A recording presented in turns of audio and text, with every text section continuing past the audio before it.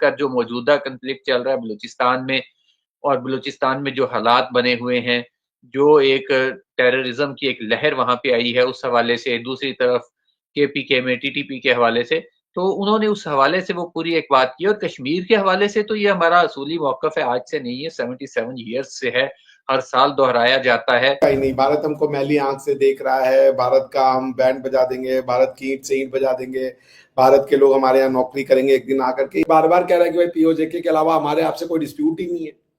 मैली आंख तो आपने लगाई हुई है, यहाँ पे बम विस्फोट करवाते हो, यहाँ पे आप रेडिकल इस्लामिक बातों को फैलवाते हो, सब कुछ तो आप कर रहे हो। अब इस पे हम क्या आपसे, कश्मीर में आपने आग लगा दी, बुरहान वानी को आप अपना हीरो बनाते हो। बुरहान वानी कहता था कि भैया हमें तो इस्लामिक स्टेट बनाना है।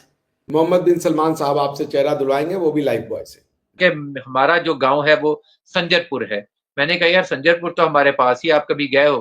कहता मैं नहीं जा सका, मेरे पिताजी की बड़ी ख्वाहिश थी, हिंदू फैमिली थी वो, कि हम जाएं, लेकिन नहीं जा सके। हाँ, ये हुआ कि एक बंदे ने हमें संजरपुर की मट्टी ला दी, तो उस मट्टी को गमले में लगा के मेरे वालिद ने उसमें तुलसी का पौधा लगाया हुआ है घर में।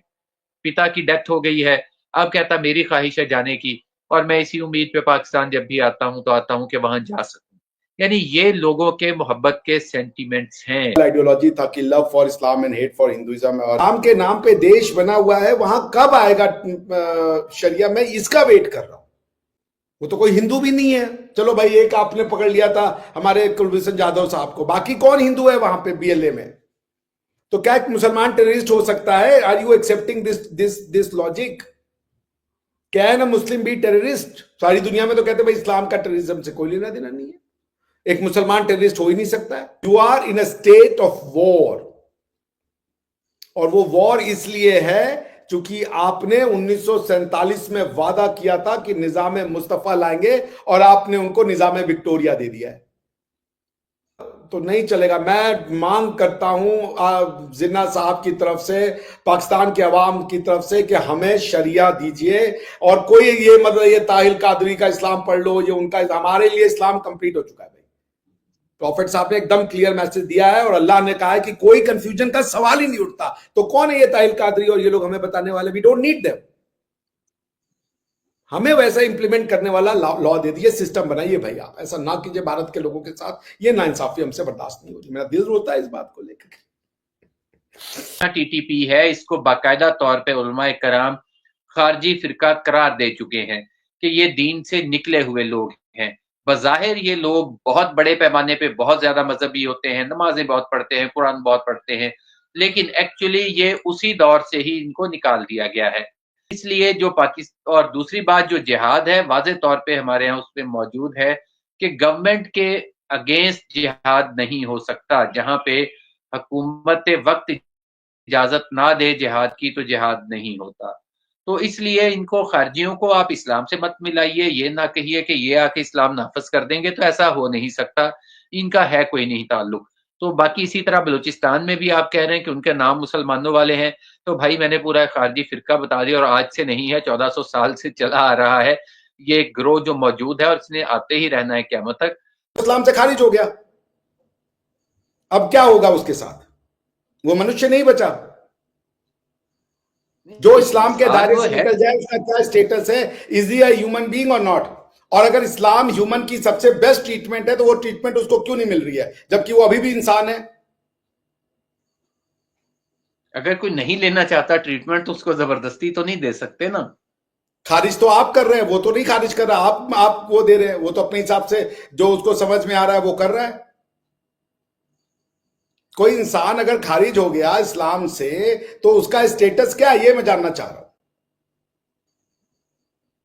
उसका स्टेटस वही है, अगर वो उसमें फसाद फैलाएगा जमीन में, तो जाहिर है उसका इलाज होगा। अगर वो फसाद नहीं फैलाएगा, बस फिर वो अपनी जगह रहे, कोई अगर एक उसको तंग नहीं मुसलमान करे। फसाद फैलाएगा तो क्या होगा उसका ट्रीटमेंट? उसका ट्रीटमेंट भी वही है। तो फिर जो खारिज हो गया उसका ट्रीटमेंट, और जो मुसलमान है दोनों का ट्रीटमेंट है, तो फिर खारिज क्यों हुआ? कोई मतलब नहीं है खारिज होने का फिर, या आप पूरी बात नहीं बता रहे हैं? नहीं, खारिज हो गया, वो हमारे तो नजदीक इसका खारिज मतलब हो गया। है कि हाय viewers, this is Meri Baha Imran and you are watching my YouTube channel. Viewers, सबसे पहले चैनल को सब्सक्राइब करें, वीडियो को लाइक करें, शेयर करें और बेल आइकॉन ऑन करना मत भूलिएगा, क्योंकि आज हमें पाकिस्तान से एक बार फिर से आसिफ अली साहब ने ज्वाइन किया है और इंडिया से हमें ज्वाइन किया है डॉक्टर अभिषेक मिश्रा जी ने। दोनों ही किसी तारुफ के मोहताज नहीं है। Thank you so much doctor साहब और आसिफ साहब, आप दोनों के वक्त का बहुत शुक्रिया। और आप दोनों की जोड़ी बहुत पसंद की जा रही है, तो उसके लिए भी कंग्रेचुलेशन। बहुत बहुत धन्यवाद। थैंक यू बहुत आसिफ शुक्रिया, साहब। आपने एक दफा फिर मौका दिया हमें बात करने का। हम्म। अच्छा, आज हम जिस टॉपिक पे बात करने जा रहे हैं वो है 23 मार्च के हवाले से, जिसपे प्रेसिडेंट ऑफ पाकिस्तान आसिफ अली जरदारी साहब ने कुछ स्टेटमेंट पास की, वो आपके साथ शेयर करेंगे।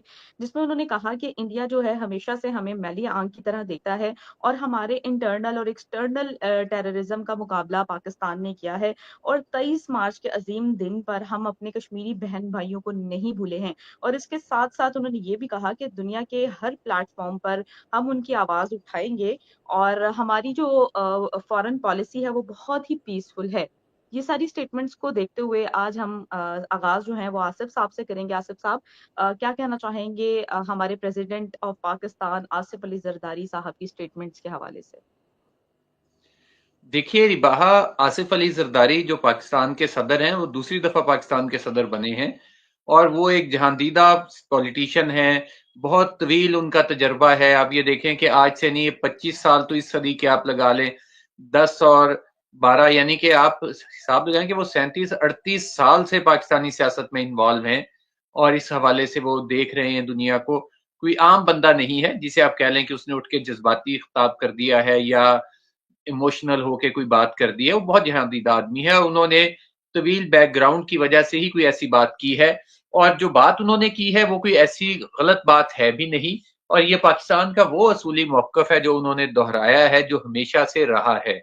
और दूसरी बात उन्होंने जो कही है कि मैली आंख की तरह नहीं, बल्कि वो मैली आंख से देखने वाली बात उन्होंने की होगी, क्योंकि मैली आंख की तरह तो क्या ही किसी ने देखना, मैली आंख से देखते आए हैं। वो बात अपनी जगह पे उनकी दुरुस्त है, क्योंकि खासकर जो मौजूदा कंफ्लिक्ट चल रहा है बलूचिस्तान में, और बलूचिस्तान में जो हालात बने हुए हैं, जो एक टेररिज्म की एक लहर वहां पे आई है, उस हवाले से, दूसरी तरफ केपीके में टीटीपी के हवाले से, तो उन्होंने उस हवाले से वो पूरी एक बात की। और कश्मीर के हवाले से तो ये हमारा असूली मौकफ है, आज से नहीं है, 77 ईयर्स से है, हर साल दोहराया जाता है। ऑन द ग्राउंड सिचुएशन जो भी हो, मैं अक्सर कहा करता हूं कि बाज़ औक़ात ज़मीनी हक़ाइक़ थोड़े मुख्तलिफ होते हैं, कोई हालात और होते हैं, लेकिन आपका एक असूली मौक़िफ़ होता है। और जो ज़िंदा कौमें होती हैं, जो बड़े लोग होते हैं, जो विज़नरी लोग होते हैं, वो अपना मौक़िफ़ नहीं बदलते। हालात बदलते रहते हैं, आज हो सकता है हालात किसी और के हक़ में हों, कल को वो हालात हमारी तरफ भी आएँगे। तो ऐसा नहीं है, तो असूली मौक़िफ़ पे बहरहाल कायम रहना होता है। वो क्या है आदमी के जिसकी ज़ुबान आज एक है, कल को दूसरी हो जाए, परसों तीसरा मौक़िफ़ अपना ले। तो इसलिए सदर आसिफ अली जरदारी ने जो पाकिस्तान की तरफ से मौक़िफ़ पेश किया, वो पूरे पाकिस्तान की उन्होंने नुमाइंदगी की है। वो सिर्फ सिंध से ही पॉलिटिशियन नहीं है। ठीक है, सूबा सिंध की नुमाइंदगी ज़रूर करती है पीपल्स पार्टी, लेकिन वो इस वक़्त सदर पाकिस्तान भी हैं और सूबा बलूचिस्तान में भी उनकी गवर्नमेंट है। तो इसलिए उन्होंने जो मौक़िफ़ दिया है, वो पूरे पाकिस्तान का मौक़िफ़ दिया है। पूरी पाकिस्तानी अवाम, पूरी पाकिस्तानी कौम, तमाम पाकिस्तानी इदारे उनके पीछे खड़े हैं और उनके इस मौक़िफ़ की हिमायत करते हैं। जी।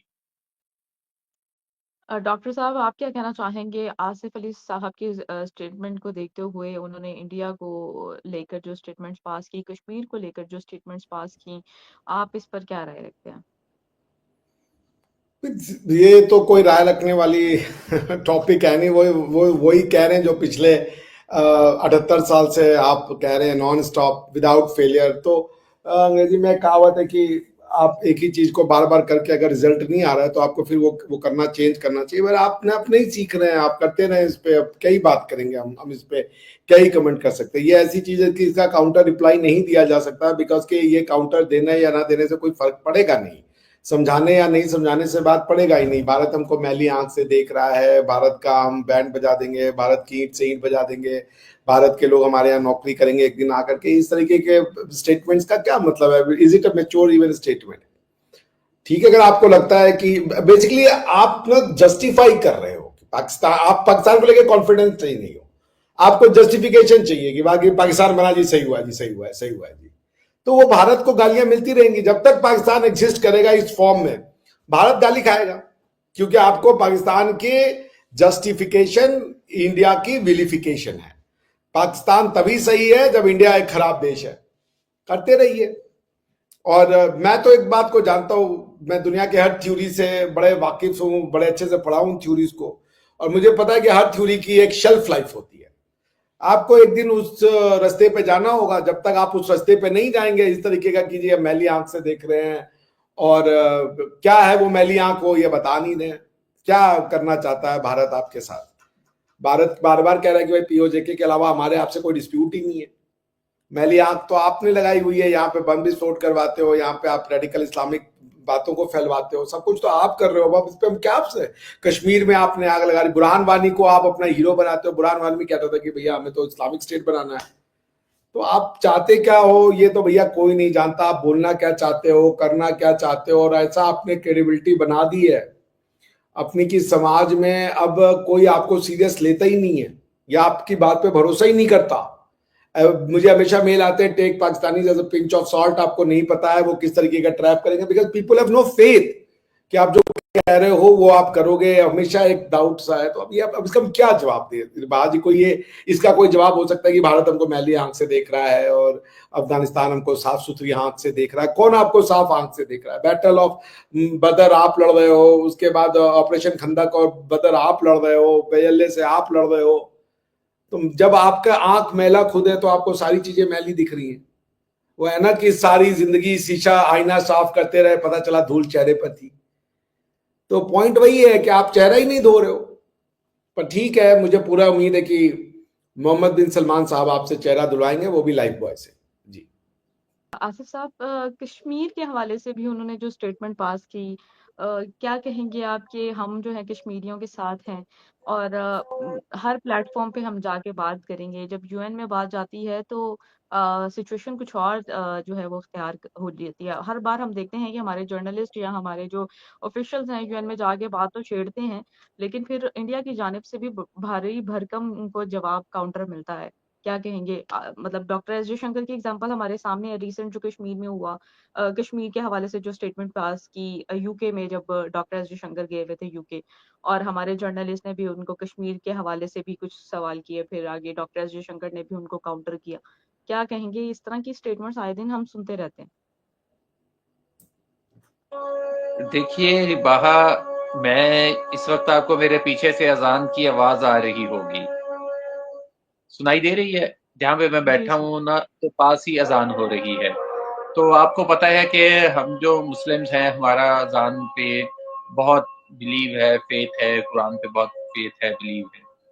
तो मैं ये अजान को गवाह बना के आपसे ये बात कर रहा हूँ कि कश्मीर हमारे लिए सियासत का मसला नहीं है। सियासी मसला कुछ भी हो सकता है, कोई और भी हो सकता है। कश्मीर तकसीम बरे सगीर का वो नामुकम्मल एजेंडा है जिसने एक ना एक दिन तकमील की जानिब जाना ही जाना है।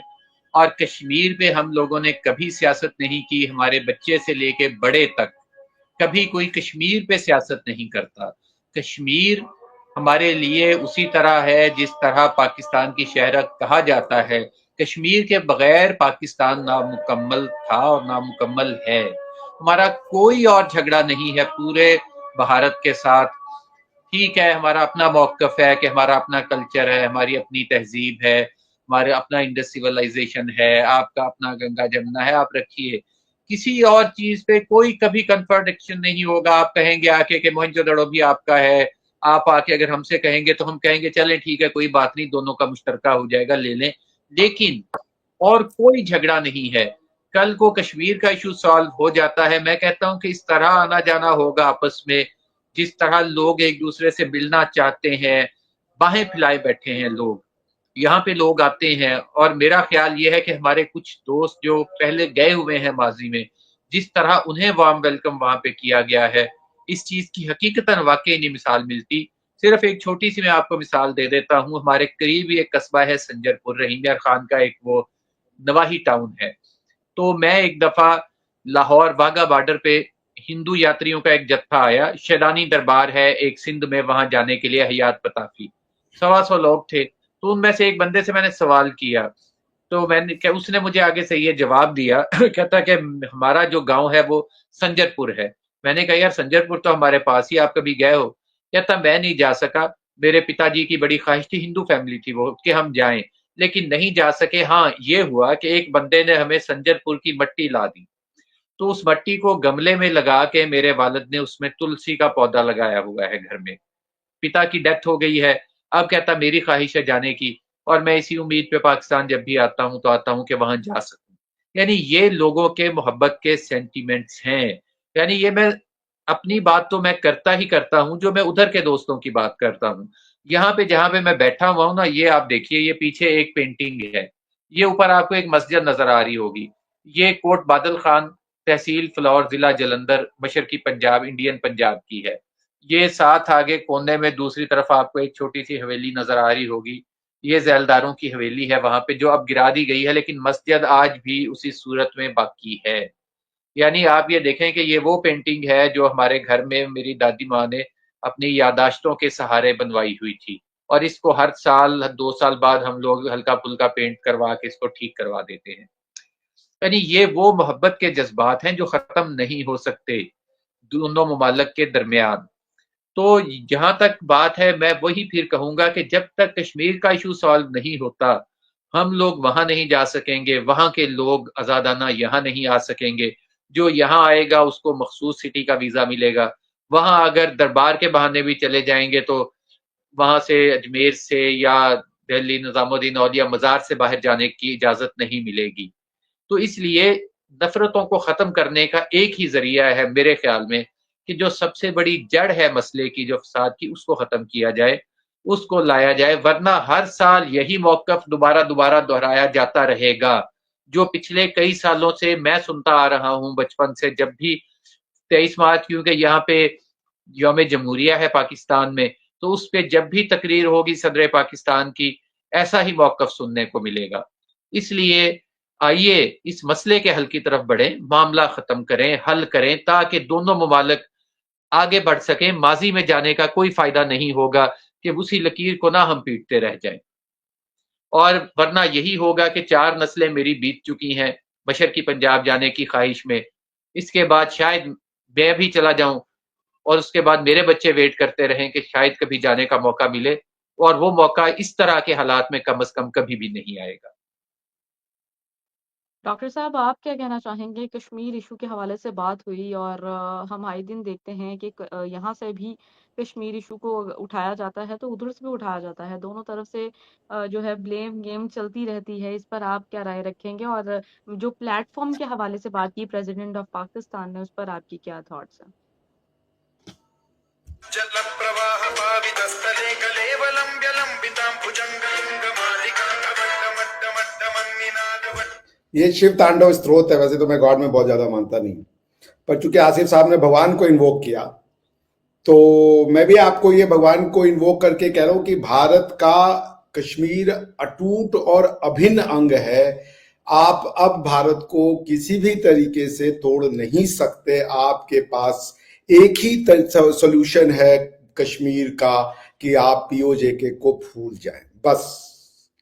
और कोई सोल्यूशन हो नहीं सकता। आप लड़ने को तैयार हैं, ब्रिंग इट ऑन।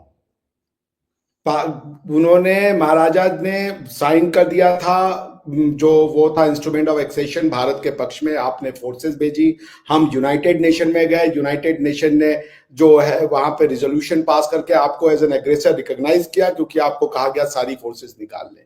उसके बाद आपने चाइना को एक टेरिटरी का पार्ट दे दिया ताकि चाइना भी इसकी पार्टी बन जाए। तो मैं ये पूछता हूं कि मशरकी पाकिस्तान आप आना चाहते हैं और भारत में आना चाहते हैं, उसकी जरूरत ही क्या है? अब जब रास्ते बदल दिए तो एक दूसरे के घर नहीं जाए तो ज्यादा बेहतर है, क्योंकि जिन शर्तों पे आप भारत में आना चाह रहे हैं, भारत अब उन शर्तों को मानेगा नहीं, अनलेस अनटिल की भारत की पूरी जो पॉपुलेशन है वो पाकिस्तान की तरह सोचने लगे। क्योंकि कम्युनिज्म जो था, जिसने आपको इतना सहारा दिया भारत में पनपने का, उसके दिन नंबर बचे हैं। वो 1-2 स्टेट में समर चुके हैं। उनका जो पॉलिटिकल आइडियोलॉजी था कि love for Islam and hate for Hinduism और local culture, that has outlived itself. अब उसके अलावा कुछ बचा नहीं है। और मैं आपको एक चीज दिखाना चाहता हूं, अगर आपका पढ़ाई लिखाई में विश्वास है तो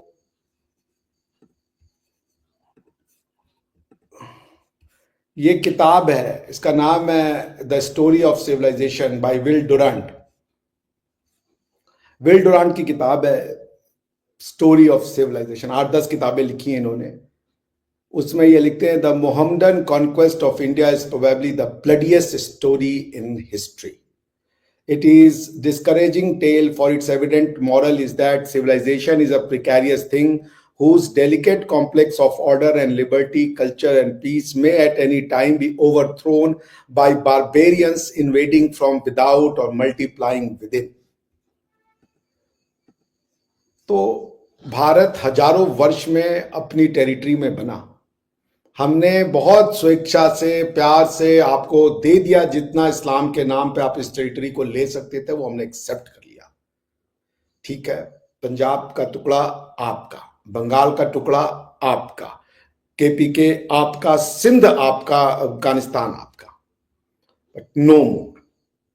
एक आपके पास, अगर आप कश्मीर को लेकर के अपनी सिविलाइजेशन में और जहर भरना चाहते हैं, आप भरिए, आपके कर्मों के लिए हम रिस्पॉन्सिबल नहीं है। बट हमारी नैरेटिव सिंपल है कि कश्मीर का मुद्दा सॉल्व हो चुका है, एक्सेशन मिल चुकी है हमको, कश्मीर हजारों वर्ष से भारत का है और भारत का रहेगा। टू नेशन थ्योरी फेल हो चुकी है, अब उसके बारे में आप उसको जिंदा रखना चाहते हैं तो रखें, आप हमारे से मतलब नहीं रखना चाहते आप ना रखें, आपको आपका देश मुबारक हो, आप वहां खुशी से रहें और ईश्वर करे कि खूब आप तरक्की करें। मेरा इससे ज्यादा कोई कहना नहीं है, मगर 1 इंच भी टेरिटरी बीओजेके की नॉन नेगोशिएबल है as far as Indians are concern. हाँ, आप न्यूक्लियर वेपन और फोर्स का यूज करना चाहेंगे, हम आपको मना नहीं करेंगे, क्योंकि वो आपकी स्वेच्छा होगा, आपका डिसीजन होगा। जी। प्रेसिडेंट ऑफ पाकिस्तान ने भी एक और बात भी की, जिसमें उन्होंने कहा कि पाकिस्तान इंटरनल और एक्सटर्नल टेररिज्म का मुकाबला जो है वो कर रहा है और अच्छे तरीके से कर रहा है। इस पर आप क्या कहेंगे? अगर हम मुकाबला कर रहे हैं तो अभी तक बलूचिस्तान की सिचुएशन पूरी तरीके से क्यों नहीं पीसफुल हो सकी? क्या कहेंगे आप? देखें, बलूचिस्तान में टाइम्स आते हैं, उसमें मुख्तलिफ पैच आए हैं, यानी ये नहीं है कि वहाँ कंटिन्यूसली कोई इशू है, कभी इशू आ जाता है, कभी ख़त्म हो जाता है। जब कभी वहाँ पर जो है उनको ऑर्गेनाइज करके जो वहाँ के कुछ लोग हैं, मिलिटेंट्स हैं, उनको बढ़ावा दे दिया जाता है तो मसला दोबारा से खड़ा हो जाता है। ऐसा नहीं है। अब देखें कि आप पहले जब ये इशू शुरू हुआ, अयूब खान के दौर में रहा, फिर वो सॉल्व हो गया, रिज़ॉल्व हो गया। फिर ज़ुल्फ़िकार अली भुट्टो के दौर में नवाब अकबर बुगटी की फरमाइश पे, मैं अक्सर कहा करता हूँ उनकी फरमाइश और डिमांड पे वहाँ पे ऑपरेशन किया गया। उन्होंने खुद, वो गवर्नर थे नवाब अकबर बुगटी साहब, क्योंकि उनको अपने दूसरे कबीले जो थे मरी वगैरह, उनसे मसाइल का सामना था, उन्होंने करवाया। और आज भी उनके मुतालबात के न्यूज़पेपर्स रिकॉर्ड से निकलवाए जा सकते हैं। उसके बाद जब जनरल ज़िया का दौर आया, उन्होंने ऑपरेशन ख़त्म कर दिया, फिर हालात पुरसकून हो गए। यानी ऐसा नहीं है कि मामलात होते रहे, फिर आके मुशर्रफ दौर में हालात ख़राब हुए, फिर वो ठीक हो गए, डॉक्टर मालिक जब वहाँ पे वज़ीर आला बने। तो इस तरह मामलात उठते बैठते रहते हैं। तो और दूसरी तरफ से जो पाकिस्तानी गवर्नमेंट है, इसकी जानिब से अब आपको शायद इस चीज़ का अंदाज़ा होगा रिबाहा, कि वहाँ पर एक तो पुलिस है, पुलिस के बराबर वहाँ लेवीज़ हैं। जो पुलिस है वो शहरों तक महदूद है, 5-6 शहरों तक बड़े। बाकी सब इलाकों में लेवीज़ फोर्सेस हैं, जो सरदारों के साथ मिलके बनाई गई है। अच्छा, वहाँ के जो ट्राइब्स हैं, जो सरदार हैं, अब बड़ा अजीबो-गरीब वहाँ के, यानी कि मसला ऐसा गुंजलक किस्म का है कि जब मुशर्रफ दौर में सारी की सारी पुलिस कर दी गई वहाँ पे, उन्होंने लेवीज़ को पुलिस में ज़म करने का सिलसिला शुरू कर दिया गया कि पुलिस करे सारा। तो जैसे ही वहाँ पे मुशर्रफ गया है और नई हुकूमत आई है, नवाब असलम रैसानी वज़ीर आला बने हैं, उन्होंने सबसे पहला फैसला उन ट्राइब्स ने, उन सरदारों ने, वहाँ की जो असेंबली थी उसने ये किया कि वो खत्म, ए और बी कैटेगरीज बहाल, लेवीज भी रहेगी, बाकी जो मेन सिटीज हैं, म्यूनिसिपल कमेटीज हैं, वहां पे पुलिस रहे। अच्छा, वहां की जो अवाम है, जो ट्राइब्स चीफ्स हैं और जो मेन लोग हैं, वो लेवीज को नहीं हटाना चाहते, पुलिस नहीं आने देना चाहते। लेवीज अब उनकी जाती फोर्सेस हैं, जाती मुलाजम हैं सारे। अच्छा, अगर उसके खिलाफ कार्रवाई करते हुए जबरदस्ती गवर्नमेंट करती है कि वहां पे सारी पुलिस हो जाए, तो वो सारे सरदार शोर डाल देते हैं। यानी हालात ऐसे बने हुए हैं अजीबो गरीब से कि जिसको आप चूं चूं का मुरब्बा कह लें वो समझ नहीं आते। तो लेवीज वहां पे जिम्मेदार है और पुलिस है। अब लेवीज क्योंकि उस तरह की ट्रेंड फोर्स नहीं है, वो अक्सर सरदारों के अपने मुलाजमीन पे मुश्तमिल है, तनख्वाह हुकूमत से लेते हैं वो एज ए पुलिस। तो ये मसाइल है। एक्चुअल जो मसला है लेवीज, पुलिस और उसके बाद जो फ्रंटियर को है तो एफसी वाले उनका है। अब एफसी जो है वहां पे वो ज्यादातर कुछ 90% उसमें पश्तून है, वहां पे है बलूचिस्तान के ही पश्तून, क्योंकि बलूचिस्तान के अंदर बहुत बड़ी आबादी पश्तूनों की भी है। तो ये इन्होंने मिलके उसको कंट्रोल करना है। फौज बिल्कुल लास्ट ऑप्शन है। तो आप जो कह रही हैं कि हालात बढ़ते हैं कम होते हैं, तो वो बेसिकली जिम्मेदारी वहां की बलूचिस्तान गवर्नमेंट की है। जो बलूचिस्तान हुकूमत है उसका काम है कि वो सारे मामला को कवर करे, कंट्रोल करे, अगर वहां पे मसाइल हैं तो उनको एड्रेस करे। तो ये हो जाएगा हल। मैं कहता हूँ इतना बड़ा इशू नहीं है जितना हम समझते हैं, क्योंकि जो वहां पे लोग हैं, जितनी 2 करोड़ की यार पॉपुलेशन है, उसमें से अगर कोई 5-7 हजार लोग किसी पे रोल पे चले जाते हैं, उनकी ब्रेन वॉशिंग हो जाती है, किसी एजेंडे पे चले जाते हैं, तो वो इतना बड़ा इशू नहीं होता। लेकिन स्टेट की प्रॉब्लम यह है कि स्टेट माँ होती है, उसने सबको ही उड़ा के नहीं रख देना होता। उसकी कोशिश होती है कि जो मुख्तलिफ पार्शली मामला को हल किया जाए, किसी को माफी दी जाए, किसी को सजा दी जाए, किसी को साथ मिलाया जाए, इसलिए मामलात है। अगर स्टेट ने यह फैसला कर लिया कि इनको बिल्कुल हमने सफाया कर देना है, तो फिर तो मसला ही कोई नहीं है। लेकिन स्टेट की अपनी जिम्मेदारियां हैं, और स्टेट जज्बाती हो के गुस्से में आके कभी भी फैसला नहीं कर सकती। वो अपने लोग हैं, जाहिर है। अगर किसी और के हाथ में खेल भी रहे हैं तो उनको भी किसी तरीके से ही हैंडल करना होता है। जी। डॉक्टर साहब क्या कहना चाहेंगे कि हमारे जो प्रेसिडेंट ऑफ पाकिस्तान है उन्होंने ये भी कहा था कि इंटरनल और एक्सटर्नल टेररिज्म का मुकाबला पाकिस्तान जो है वो कर रहा है। उस पर आप क्या कहना चाहेंगे? और हमारे DGI SPR ने भी ये कहा कि जो पाकिस्तान में कार्रवाइयाँ होती हैं टेररिज्म के हवाले से वो सोची समझी साजिश है BLA और TTP और इंडिया। क्या कहना चाहेंगे? आप म्यूट है सर। धन्यवाद। आपके राष्ट्रपति कह रहे हैं कि ऑपरेशन खंदक टेररिज्म है। सोच लीजिए आप क्या कह रहे हैं। राष्ट्रपति जो आपके कह रहे हैं वो किसको टेररिज्म कह रहे हैं, उनके समझ में आ रहा है? टेररिज्म तो वो कर रहे हैं। TTP का जस्टिफाइड डिमांड है कि हमें आने दो, शरिया लगाने दो।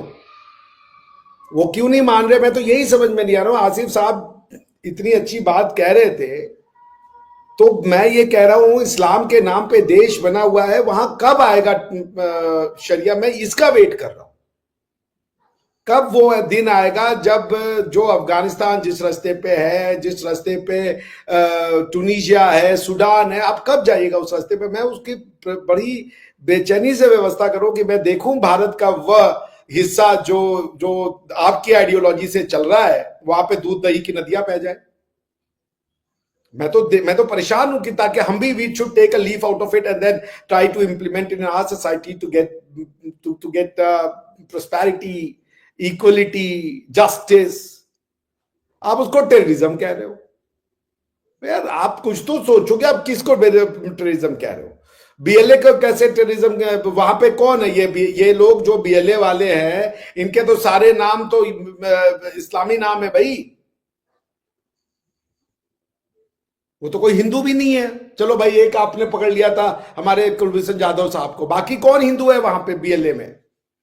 तो क्या एक मुसलमान टेररिस्ट हो सकता है? Are you accepting this logic?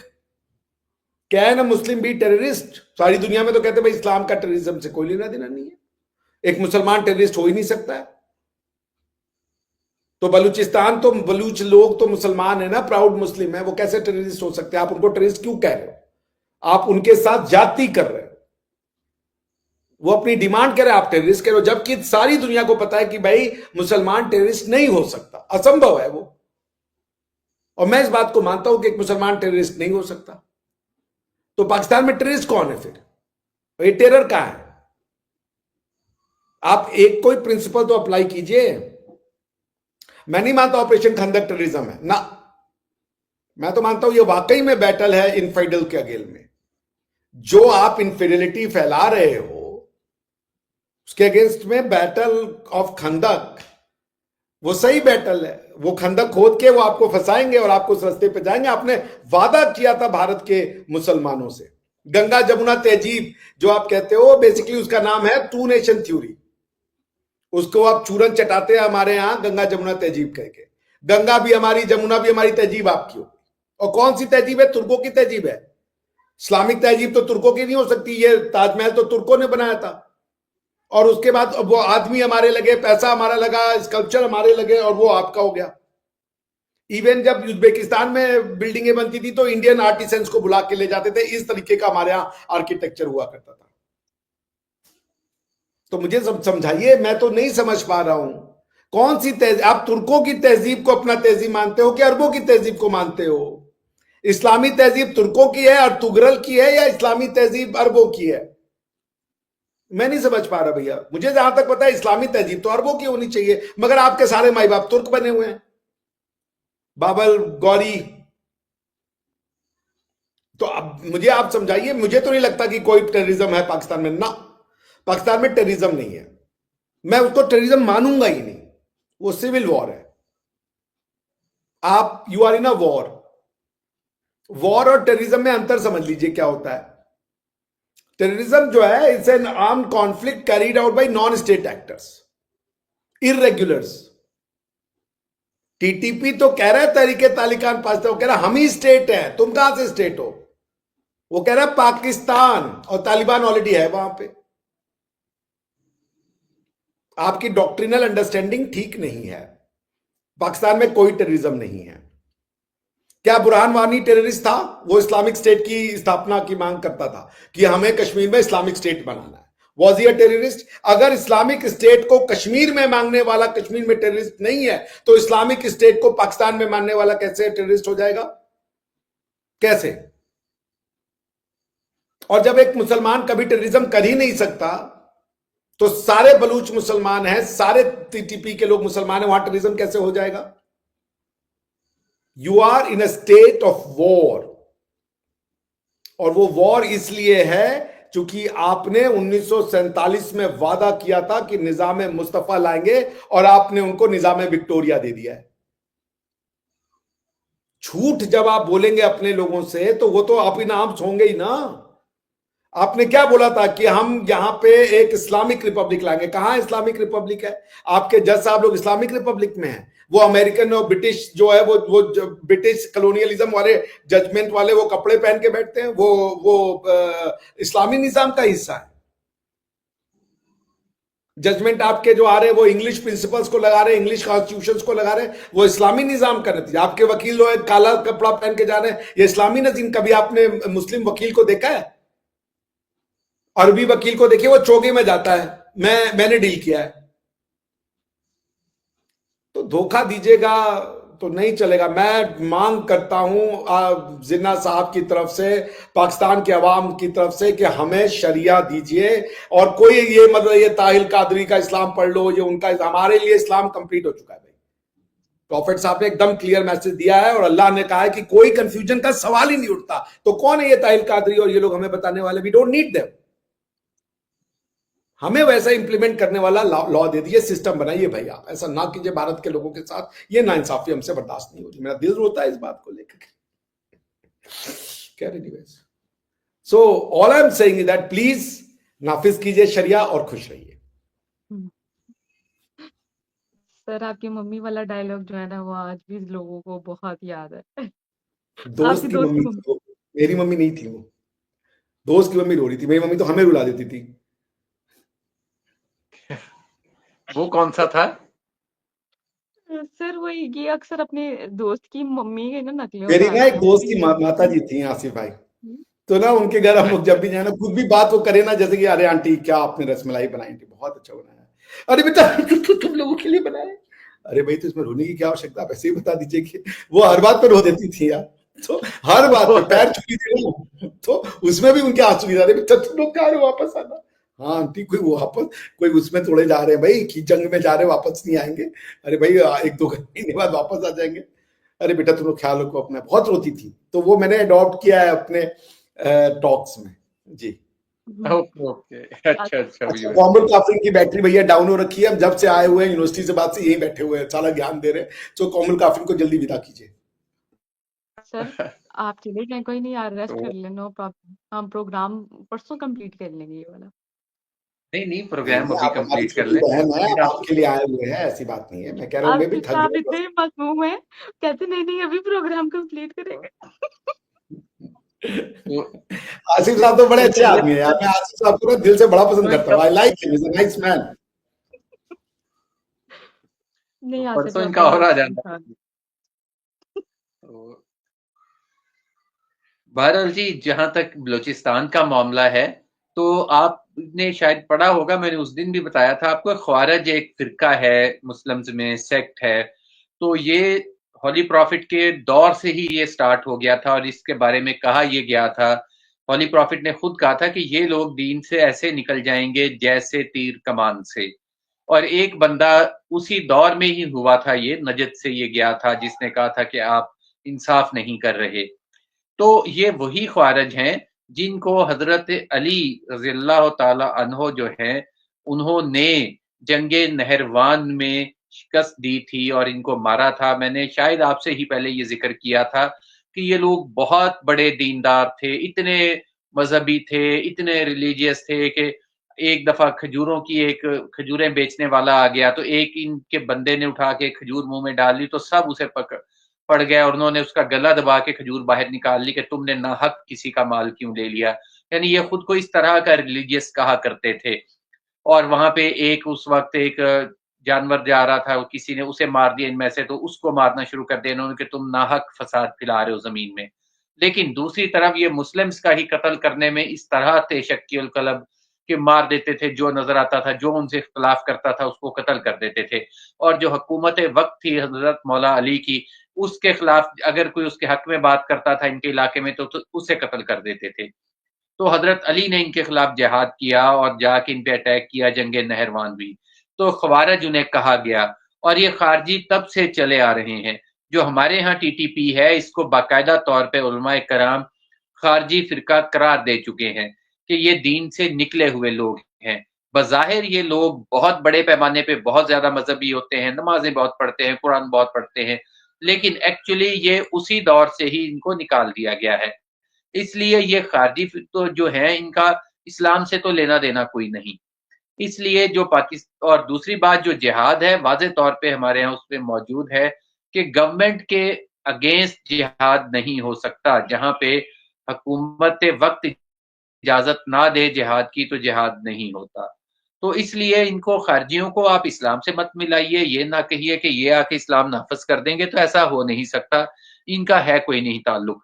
तो बाकी इसी तरह बलूचिस्तान में भी आप कह रहे हैं कि उनके नाम मुसलमानों वाले हैं, तो भाई मैंने पूरा खारजी फिरका बता दिया, और आज से नहीं है, 1400 साल से चला आ रहा है ये ग्रोह जो मौजूद है, और इसने आते ही रहना है क़यामत तक। तो इसलिए ऐसा कोई इशू नहीं है इस्लाम का। बाकी जो दहशतगर्दी फैलाएगा, इस्लाम से तो वो निकल गया ना, जो नाहक किसी को कत्ल करेगा जाके। नाहक कत्ल करने की तो किसी को इजाजत ही नहीं है। हमारे हॉली प्रॉफिट ने वाज़ेह तौर पे कहा हुआ है और फरमान ये मौजूद है। मेरा ख्याल है कि मैं किताब कोट नहीं कर पा रहा, लेकिन ये है कि अगर एक तरफ बैतुल्लाह को आग लग रही है, दूसरी तरफ एक मुसलमान की जान जाया हो रही है, तो जो उसकी जान है वो ज्यादा कीमती है उससे, कि अगर कोई और मामला हो जाए। तो इसलिए जो इंसानियत की जो तकरीम है, जो एक बेगुनाह इंसान को मारता है, उसका इस्लाम से यकीनन कोई ताल्लुक नहीं रह जाता। वो इस्लाम से तो खारिज उसी वक्त हो गया जब उसने किसी बेगुनाह को मारा। तो इसलिए इस बात को तो आप ना करें कि बलूचिस्तान वाले जो हैं या टीटीपी वाले हैं, जो लोग टेररिज्म फैला रहे हैं, दहशतगर्दी कर रहे हैं, वो इस्लामी रियासत के लिए कर रहे हैं। इस्लामी के लिए वो कर नहीं रहे। अफगानिस्तान का मैंने आपको पहले बता दिया था कि वो ट्राइबल एरिया है भाई। वो उनका जो इस्लाम नहीं है, वहां पे जो हुकूमती निज़ाम भी है वो भी ट्राइबल सिस्टम पे मुश्तमिल है। उनकी अपनी रसूमात हैं, उनका अपना इलाका है, वो अपने हिसाब से जो मर्जी करते रहे। मेरा ख्याल है कि किसी के भी जाके कल्चर में हमें मुदाखलत नहीं करते हम। उनका अपना कल्चर है, हमारा अपना कल्चर है। जब तक वो हिस्सा थे इंडस वैली सिविलाइजेशन का, तब तक थे। काबुल हिस्सा रहा है, कंधार हिस्सा रहा है, इसमें कोई शक नहीं है। लेकिन अब वहां की डेमोग्राफी चेंज हो चुकी है। तो जब डेमोग्राफी चेंज हो जाए तो फिर जबरदस्ती तो हम उस किसी को अपने कल्चर में नहीं ला सकते ना। डॉक्टर साहब मुझे एक बात बताएं, जब से मियाँ साहब आप अपनी तकरीर बोल रहे हैं तब से आप हंसी जा रहे हैं, आप बताएं क्यों हंस रहे हैं? नहीं, मैं तो वो मैंने एक इनके लिए शेर कहा था कि क्या करूं, इतना प्यार आता है क्योंकि मेरा यार बड़ा सादा है, मगर दिक्कत है कि उसका दोस्त अलकायदा है। तो समझ रहे हो? तो देखिए, ऐसा है कि बड़ा डेफ्टली इन्होंने कहा, एक कोट किया, हदीस ही होगी मेरे ख्याल से, कि प्रॉफिट ने कहा इनको कि भाई एक तरफ बैतुल्लाह जल रहा हो, एक तरफ कोई मुसलमान की जान बचानी हो तो मुसलमान की जान बचाओ। उसके बाद ये मुसलमान की जगह इंसान पे आ गए। जान तो मुसलमान की बचाने की आपको दी गई है सलाहियत, इंसान की नहीं। इंसान और मुसलमान में बहुत अंतर है। मैं नहीं मानता इस्लाम को, तो मैं तो मुसलमान नहीं हूं किसी भी कीमत पे। मेरी जान बचाने की आपको शिक्षा नहीं दी गई है, मेरे यहां दी गई है। सर्वे संतु सुखिनः, सर्वे संतु निरामया। सबका भला हो और सबका अच्छा हो। वो अगर आपको नहीं पता तो मैं आपको जो शांति मंत्र है वो मैं आपको सुना देता हूं कि उसकी जो डेप्थ है, जब आप बात करते हैं कि मानवता की, कि सब किसका भला हो। ओम ओम द्यौ शांति, एक मिनट सॉरी। ओम द्यौ शांतिरक अंतरिक्षम शांति, पृथ्वी शांतिरापः शांतिरम ओषधय शांतिर वनस्पतयः शांतिर विश्वदेवः शांतिर शांतिर ब्रह्म शांतिर सर्व शांतिर एवं शांतिर शांतिर एधि। शांति शांति शांति। इसका मतलब क्या है भाई? कि आकाश में शांति, अंतरिक्ष में शांति, पृथ्वी पर शांति, जल में शांति, पौधों में शांति, पेड़ों में शांति, देवताओं में शांति, ब्रह्म में शांति, सर्वत्र में शांति, जो अंदर है उसमें शांति, जो बाहर है उसमें शांति, सारी मानवता में शांति, सब में शांति, औषधि में शांति, जीवों में शांति, शांति शांति। मानवता की बात तो हमने की है, आप तो मुसलमान की बात कर रहे हैं। एनीवेज, खारिज का मतलब क्या हुआ? खारिज है तो क्या वो इंसान नहीं हुआ? क्या वो मानवता से खारिज हो गया? मुझे तो ये समझाइए कि एक आदमी ने इस्लाम छोड़ दिया, वो खारिज हो गया, अब क्या हो गया? वो उसका क्या स्टेटस है? इंसान है या नहीं है वो? चलिए, ये सारे खारिज है इस्लाम से, कौन है ये लोग? इनका क्या इस्लाम में स्टेटस है? अब मनुष्य है या मनुष्य नहीं बचे अब ये? सर काफिर है। काफिर नहीं नहीं नहीं, है। काफिर नहीं है, काफिर मैं हूं, काफिर नहीं है, मुर्तद है वो। देयर इज अ नहीं मुर्तद डिस्टिंक्शन। भी नहीं है, मुर्तद भी नहीं है वो उनको। लेकिन जो दूसरी बात है, आपने जो बात की थी कि इस्लाम के हवाले से कि वो मुसलमान है, तो मैंने कहा कि वो इस्लाम से तो उनको पहले खारिज कर दिया गया है, वो मौजूद है, शुरू खारिज हो से गए, वो करते आ कौन है? रहे हैं। अब वो खारिज हो गए इस्लाम से, उनका क्या स्टेटस है ये तो बताइए। इंसान है कि नहीं है वो? उनको कैसे ट्रीट कीजिएगा आप? खारिज हो गए तो ये इनकम्प्लीट सेंटेंस है ना आसिफ साहब। खारिज हो गए तो क्या हो गया? कोई हिंदुइज्म से खारिज हो जाए तो अब क्या फर्क पड़ता है? अब उनका कोई मौकफ क्रिश्चियन से एज ए खारिज हो जाए मुस्लिम तो क्या आप फर्क? नहीं ले सकते, आप उनका मौकफ एज ए इस्लामी मौकफ नहीं ले सकते। तो इस्लाम उनके साथ क्या करेगा? वो खारिज हैं तो क्या आप उनको, उनके साथ मानवता का ट्रीटमेंट नहीं होगा? उनके साथ ट्रीटमेंट तो वही होगा, जो वो करेंगे वही होगा आगे से। क्या क्या जो इस्लामी ट्रीटमेंट है वही मानवीय ट्रीटमेंट है ना? इस्लाम के बाहर तो मानवीय ट्रीटमेंट ही नहीं हो सकता ना। इस्लाम तो बेस्ट ट्रीटमेंट है, वो इस्लाम से खारिज हो गया। अब क्या होगा उसके साथ? वो मनुष्य नहीं बचा। जो इस्लाम के इंसान दायरे वो से है। निकल जाए उसका क्या स्टेटस है? Is he a human being और नॉट? और अगर इस्लाम ह्यूमन की सबसे बेस्ट ट्रीटमेंट है तो वो ट्रीटमेंट उसको क्यों नहीं मिल रही है, जबकि वो अभी भी इंसान है? अगर कोई नहीं लेना चाहता ट्रीटमेंट तो उसको जबरदस्ती तो नहीं दे सकते ना। खारिज तो आप कर रहे हैं, वो तो नहीं खारिज कर रहा। आप वो दे रहे हैं, वो तो अपने हिसाब से जो उसको समझ में आ रहा है वो कर रहा है। कोई इंसान अगर खारिज हो गया इस्लाम से तो उसका स्टेटस क्या है, ये मैं जानना चाह रहा हूं। उसका स्टेटस वही है, अगर वो उसमें फसाद फैलाएगा जमीन में तो जाहिर है उसका इलाज होगा। अगर वो फसाद नहीं फैलाएगा बस फिर वो अपनी जगह रहे, कोई अगर एक उसको तंग नहीं मुसलमान करे। फसाद फैलाएगा तो क्या होगा उसका ट्रीटमेंट? उसका ट्रीटमेंट भी वही है। तो फिर जो खारिज हो गया उसका ट्रीटमेंट और जो मुसलमान है दोनों का ट्रीटमेंट है, तो फिर खारिज क्यों हुआ? कोई मतलब नहीं है खारिज होने का फिर, या आप पूरी बात नहीं बता रहे हैं? नहीं, खारिज हो गया, वो हमारे तो नजदीक इसका खारिज हो मतलब गया। है कि इस्लाम की दृष्टि से मानवता जो है, जो आदमी इस्लाम के बाहर गया वो मानव नहीं है। इस्लाम के दायरे के बाहर जो है वो मानव नहीं है, वो मानवीय ट्रीटमेंट का हकदार नहीं है।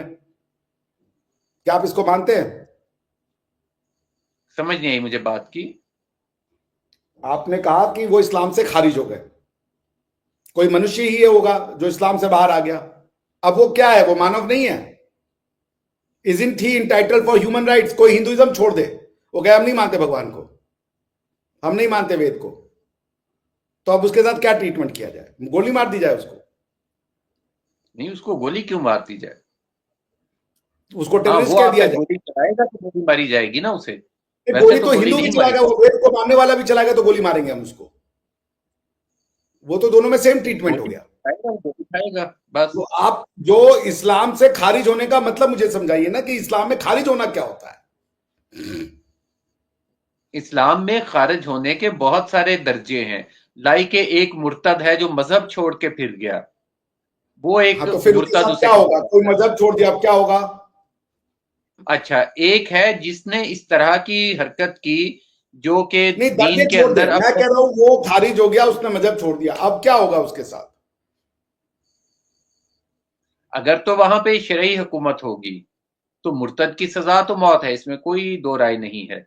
अगर शरई तो हुकूमत हर है, अगर शरई अगर शरई तो हुकूमत इस्लाम के नहीं ही है। दायरे में रहना, इस्लाम के बाहर जिंदगी नहीं हो सकती, बात खत्म हो गई। अच्छा, अगर अगर शरीयत नहीं है कहीं पे, फिर उसका अपनी जो स्टेट का फैसला है वो स्टेट के कानून के मुताबिक देखिए, उसको ऐसा है ट्रीट कि किया। ये ना कंफ्यूजन इतनी ज्यादा है क्योंकि कंसेप्चुअल क्लैरिटी नहीं है। ये सब ये चीजें ऐसी नहीं। क्या पाकिस्तान की सरकार, पाकिस्तान की गवर्नमेंट शरई गवर्नमेंट है? मैं नहीं मानता। आपकी गवर्नमेंट इलेक्शन से चुन के शरई गवर्नमेंट बना रही है ना, इसमें हिंदू भी वोट देता है। हिंदू को वोट देने का बिल्कुल। अधिकार किसी इस्लामिक समाज में नहीं हो सकता। जब आप देख लीजिए, जब प्रॉफिट के सक्सेसर की बात हुई, या जब प्रॉफिट की हदीस को लिया गया, किसी भी जूस और क्रिश्चियन की हदीसों को नहीं इंक्लूड किया गया, सिर्फ उनके अच्छा, टेस्टामेंट्स लिए गए जो सबसे क्लोज थे और जो मुसलमान थे। किसी क्रिश्चियन, जूस या मुशरिक की जो बातें होती थी उसमें हदीस कंपाइल नहीं की गई। देखिए वो तो तो जाहिर है जो भी मजहब है उसने अपने हिसाब से ही चलना है, वो इर्द गिर्द से तो नहीं नहीं नहीं, चलेगा। हमारे यहाँ तो ऐसा जो कोई मजहब नहीं है। आप छोड़ दीजिए हिंदुइज्म, कोई फर्क नहीं पड़ता। आप इस्लाम ले लीजिए, इस्लाम को भी छोड़ के आ जाइए। आप कह दीजिए कि वेद खत्म है, हम नहीं मानते वेद को। हमारे यहाँ जिसने वेद को छोड़ा वो भगवान बुद्ध बन गया। हमारे यहाँ जिसने वेद को छोड़ा वो गुरु नानक देव बन गया। हम नहीं कहते कि भैया यहां से छूट गए तो अब चलो मुर्तद हो गया, मुर्तद की सजा वो है। अरे भाई, वो जाने, उसका भगवान जाने। देखिए आप हर भगवान से भी मजहब के बड़े अपने हो। पैरामीटर होते हैं। आप स्टेट में फैसला कर रहे हो कि आपको सब पता है और लोगों के पास फ्रीडम नहीं है सोचने की, किसी को समझ में आई कुछ बात तो वो आप उसको इजाजत नहीं देंगे कि वो अपनी तरीके से जी। फिर कॉन्स्टिट्यूशन में आप क्यों लिखे कि सबको फ्रीडम ऑफ रिलीजन है? फ्रीडम ऑफ रिलीजन में चुनना भी और फ्रीडम को, रिलीजन को छोड़ना दोनों आता है फ्रीडम में। फ्रीडम तो नहीं हुआ, आप तो एक तरफा दे रहे हो। आप कह रहे हो, तो आप अपने कॉन्स्टिट्यूशन की भी नफी कर रहे हो। ये बात आप अपने बताइए कि हमारे रिलीजियस, कानून में, हमारी स्टेट के कानून में उसके लिए ठीक है सजाए मौत नहीं है, लेकिन तो जो आपकी इस्लामी एक गवर्नमेंट नहीं है ना। ये तो प्रूव हो गया कि आपकी इस्लामी गवर्नमेंट नहीं है, क्योंकि आप मुर्तद को सजाए मौत नहीं दे रहे हो। Then you are not Islamic government, you are not a sharia government. फिर आप कैसे कह रहे हो कि हमारी गवर्नमेंट के अगेंस्ट में जो लड़ रहा है वो खारिज हो गया क्योंकि वो इस्लामिक गवर्नमेंट के अगेंस्ट में लड़ रहा है? आपने खुद ही अभी कह दिया कि आप शरिया की गवर्नमेंट नहीं हो क्योंकि आप मुर्तद को सजाए मौत नहीं दे रहे हो। और मेरे जहां तक अंडरस्टैंडिंग है कि पाकिस्तान की 20 से 25% जनता एथीस्ट है या एक्स मुस्लिम है। देखें, हमारे इस्लाम के अंदर एक इज्तिहाद भी मौजूद है। इज्तिहाद आपने सुना ही होगा लफ्ज, और मेरा ख्याल है आपने पढ़ा भी होगा इज्तिहाद को, कि हर दौर के सरकमस्टांसिस के मुताबिक जो है इज्तिहाद होता है और हर दौर के मुताबिक जो है फैसले किए जाते हैं। मजहब नहीं है कि वो एक ही जगह पे रुक जाए। हर आप कह रहे हो मुर्तद की सजा मौत है, फिर कह रहे जाबर मजहब नहीं है। तो छोड़ने दो ना फिर। जामिद मजहब, जामिद से मुराद स्टिल मैं कह रहा हूं वो नहीं है इस्लाम के क्या नहीं है अंदर। जामिद का मतलब क्या होता बाकायदा है? जामद यानी कि स्टिल स्टॉप्ड अच्छा एक जगह पे, मतलब आप कह रहे हैं ये फ्रीज एवर इवॉल्विंग है, ऑर्गेनिक है, आप ये कहना चाह रहे हो, इट्स एन मैं कह रहा हूं ऑर्गेनिक। फ्रीज नहीं है कि एक जगह पे रुक जाए। इत्तेहाद की ये तो गुंजाइश ये तो इस्लामी आसिफ धरती पे साहब है। हाथ जोड़ करके और जब अल्लाह ने कह दिया कि दीन कंप्लीट कर दिया मैंने, कंप्लीशन का क्या नहीं मतलब साहब, होता है? दीन कंप्लीट हो गया, लेकिन हर दौर के तकाजों के मुताबिक इज्तिहाद होता अरे नहीं, रहेगा, वो वो चलता इटर्नल रहेगा। है, इटर्नल वर्डिंग है अल्लाह के, आप कैसी बातें कर, इटर्नल है वो, इटर्नल है, आने हजरत वाली मानवता के लिए हीरो है, आने वाली मानवता के लिए दीन वो जो मैसेजेस है वो है, मानवता के साथ मैसेज नहीं चेंज होंगे। देखें, जो कैसी बातें कर रहे जो है बुनियादें, जो है असूल कि लाइक के अल्लाह एक है, मोहम्मद अल्लाह के रसूल हैं, ये चीजें तो वो बेसिक प्रिंसिपल है ना जो कंप्लीट हो गए, जो मुकम्मल कर दिए गए। कुरान पाक अल्लाह की किताब है जो हमें दे दी गई, हो? तो क्या नमाजें हैं हमने ये पढ़ी। ये रूल चेंज हो जाएगा कि अब आप मुशरिक से और यहूदी से और क्रिश्चियन से दोस्ती कर लीजिए? आप अल्लाह के वर्ड को चेंज देखिए कर देंगे? कैसी बातें कर रहे हैं? अल्लाह ने वादा किया कि नहीं चेंज किया जा सकता, मेरा एक एक हर्फ एक एक वो, उसकी मतलब का हम ये अगर आप यही दूसरा नहीं कह निकालेंगे रहे तो वो भी चेंज हो जाएगा। मतलब अगर आप उसका मतलब वो इसकी नहीं निकालेंगे जो उस समय था इस्तेमाल। तफसीरों के हिसाब से, तो आप बेसिकली चेंज कर रहे हो उसको। ना कीजिए, अस्तगफिरुल्लाह। देखिए तफासी अच्छा, एक तो डॉक्टर साहब अब कानों को हाथ लगाते हैं ना। अच्छा, एक तो जो तफासिर हैं और जो तशरीहात हैं वो वक्त के साथ चलती रहती हैं, हर दौर के अपने सरकमस्टांसिस होते हैं, हर शान इलाके के नजूल अपने कैसे वक्त के हिसाब से सरकमस्टांसिस। चलेगा? शान नजूल का कोई वक्त होता है? वो तो उसी समय का वक्त था, वो जो तफसील में है कि वो क्यों उतरा। कैसी बातें कर रहे हैं आसिफ साहब? के इस्लाम शान ने नजूल को बुनियादी आप करें असूल कि उसका कॉन्टेक्स्ट में शान नजूल से ही पता चलता है, उसका जो मतन है उस शब्द का, उसकी जो पर्पस था लाने का, वो आप उसको कह रहे हैं कि वो समय के हिसाब से चेंज हो जाएगा। सर ना करें क्योंकि आप। इज्तिहाद की गुंजाइश जो है वो हमेशा के लिए दी गई है, और इजमाए उम्मत जो है, लोगों का इजमा है जिस इज्मा चीज तो पे। वहां होगा ना जहां कंफ्यूजन हो, जहां क्लैरिटी है वहां इज्मा की क्या जरूरत है, वहां फिके की क्या जरूरत है? देखें, जहां मैसेज क्लियर है, अब वहां पे आप क्यों जबरदस्ती का उसमें बुनियादी वो इंटरप्रिटेशन लाएंगे? बेसिक प्रिंसिपल्स हैं वो तो मौजूद हैं, उनको तो चेंज कोई कर ही नहीं सकता कि बात अल्लाह खत्म हो एक है। गई। तो मैं तो बेसिक प्रिंसिपल्स की बात कर रहा हूं ना, मैं कोई हार्ड केसेस की बात नहीं कर रहा। बेसिक प्रिंसिपल के हिसाब से आपकी गवर्नमेंट शरई गवर्नमेंट नहीं है, बात खत्म हो गई। आप नहीं दे रहे हो मुर्तद को सजा, देखिए, ये आप नहीं गवर्नमेंट अप्लाई का कर रहे अपना हो लॉज ऑफ शरिया, आप तो पाकिस्तान गवर्नमेंट है पीनल वो कोड चला इस्लामी लो। हुकूमत है। और अस्तगफिरुल्लाह। अरे हाँ, तो इस्लाम में तो वैसे भी जो हाकिम वक्त है उसके खिलाफ खरूज या बगावत जो है वो मना है, चाहे वो दीन भाई का आप नहीं कारबंद हो है। इस्लामी सरकार, भाई आप नहीं हो। आप किसी भी दृष्टि से इस्लाम को रिप्रेजेंट नहीं करते गवर्नमेंटल लेवल पे, आप कॉन्स्टिट्यूशनल गवर्नमेंट से हो भाई। कैसी बातें कर रहे हैं? आपके में वो लोग भी वोट देते हैं जो अल्लाह पे विश्वास नहीं करते, वो भी जाके वोट कास्ट करते हैं। हिंदू भी वोट देता है, क्रिश्चियन भी वोट देता है, उनसे कहा गया दोस्ती नहीं करो, आप इनके वोट से गवर्नमेंट बना रहे हैं। कैसी बातें कर रहे देखिए, हैं वो आसिफ एक साहब? ऐसा ना करें। वो जो याद है है वो एक जब अबू बकर साहब का चुनाव होना था तो सिर्फ इस बात पे नहीं किया गया अली साहब का चुनाव कि उनके वो उससे नहीं थे, क्लैन से, और आप यहाँ हिंदुओं का, क्रिश्चियनों का और मुर्तदों का और एथिस्टों का वोट लेके समझ नहीं गवर्नमेंट आई। बना रहे। नहीं नहीं, वो किससे नहीं थे? जो क्लैन था प्रॉफेट मोहम्मद का, जो जो अल बेदविन ट्राइब था, कुरैश जो ट्राइब था, उसी के पार्ट होने चाहिए थे ना। तभी तो अली साहब में और अबू बकर साहब में लड़ाई हुई कि भाई कंफ्लिक्ट था कि भाई पहले ये बनेंगे जो उनके दामाद हैं, या वो बनेंगे जो उनके सबसे अच्छे मित्र हैं, जिनकी वाइफ, जिनकी बेटी से उनकी देखिए, शादी हुई। दामाद नहीं बने ना, उनके दामाद तो नहीं वही बन मेरे सके ना। दामाद क्यों नहीं बने? क्योंकि दामाद उनकी फैमिली से नहीं आते थे ना, उनकी ट्राइब से वो नहीं थे, दामाद उनकी उनके क्लैन। फैमिली थे, उनके चचाजाद भाई भी थे हजरत, वो उनके कजन अरे भी उनके थे, क्लैन से फैमिली नहीं एक थे ना, थी। उनके क्लैन से नहीं थे, इसीलिए तो नहीं मिला ना उनको। वो चचा के बेटे थे उनके, तो उनसे ज्यादा कौन करीबी रिश्तेदार हो सकता था? वो तो सबसे करीबी रिश्तेदार थे। रिश्तेदार होना रिश्तेदारी में तो क्लैन होना तो अलग अलग चीज है। खैर, उस पे मैं नहीं जा रहा, आपका वो अपना मसला है, वो आप जाने। यहाँ जो पॉइंट ये है कि क्या आप क्रिश्चियनों से, हिंदुओं से वोट लेकर के सरकार बनाएंगे और उसको इस्लामी सरकार कहेंगे? क्या हिंदू और क्रिश्चियन बराबर हो सकता है मुसलमान के? बिल्कुल उसके वोट बराबर की हो वैल्यू सकता है, नहीं हमारे यहाँ होगी? तो बल्कि डबल है। हमारे यहाँ तो वो डबल वोट देते हैं, वो तो हमसे ज्यादा आगे हैं। वो तो गलत वो दो कर दो रहे हैं वोट ना, ये देते हैं, तो मैं एक वोट नफी डालता हूँ, कर रहे हैं दो ना। वोट डालेंगे। आपको तो वो तो इस्लाम की नफी कर रहे हैं ना, वो नहीं चुन सकते इस्लामी सरकार को, उनको जजिया देकर के नीचे रखना है। ऐसा नहीं कीजिए आप। उनको तो नहीं, आपको ऐसी ऐसा कोई कराना बात है कि वो नहीं दीन की तरफ आए ना। आपको ड्यूटी है कि उनके रास्ते इतने तंग करो कि वो दीन की तरफ आ जाए। आपको उनके साथ हार्श नहीं नहीं, रहना ऐसी है। कोई duty नहीं है।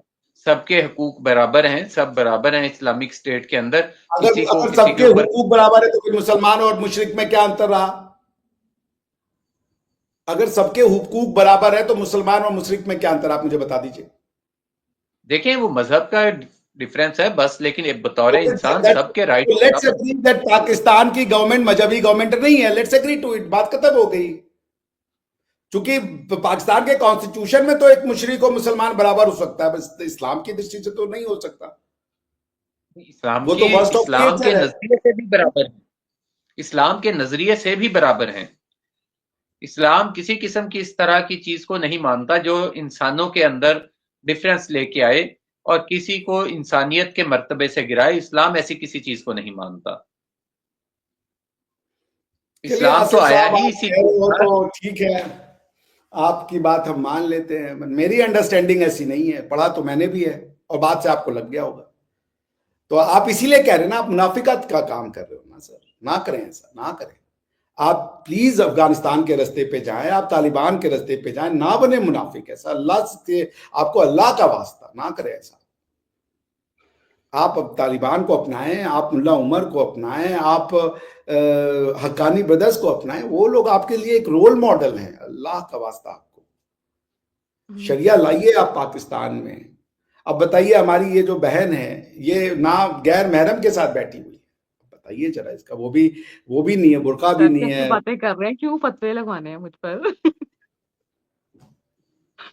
नहीं नहीं, आप पे फतवा नहीं लगेगा, मुझे बता दीजिएगा। सर आप तो ऐसे जैसे पाकिस्तान के प्राइम मिनिस्टर लगे हुए हैं। नहीं नहीं, फतवा नहीं लगेगा, आप पे नहीं लगने देते फतवा तो। ठीक है सर। और ना ही फतवे बाज इतने इजी बैठे हुए हैं, कोई इतना फारग भी नहीं है कि उठ के फतवे लगाने शुरू कर दे। ठीक है सर, आप आपकी बातें जो हैं वो हम मान लेते हैं सर। और थैंक यू सो मच फिलहाल सर ये फॉर बात तो प्रूव हो गई कि आपकी गवर्नमेंट इस्लामी गवर्नमेंट नहीं है ना। तो आप प्लीज इस्लामी गवर्नमेंट लाएं। और मेरा तो अल्लाह इस रमजान के पाक मौके पे पूरे पाकिस्तान को तालिबान वाला जो इस्लाम है वो, अरे तालिबान वाला जो गवर्नमेंट है वो अपना अता फरमा, एक अच्छा शरियई गवर्नमेंट ला। और आसिफ साहब को भी मैं दाढ़ी में देखना चाहूंगा, और यहाँ मुश्त वो बलिष्ठ बरकी आनी चाहिए, वो तो दाढ़ी भी नहीं है। मैं तो परेशान हूँ कि कैसे हो रहा है ये सब एक अच्छे दीनी मुल्क में। पर खैर कि भाई, नहीं नहीं, आज नहीं तो कल ये दारुल इस्लाम बनेगा। दाढ़ी में इस्लाम तो दाढ़ी है, दाढ़ी में इस्लाम नहीं है।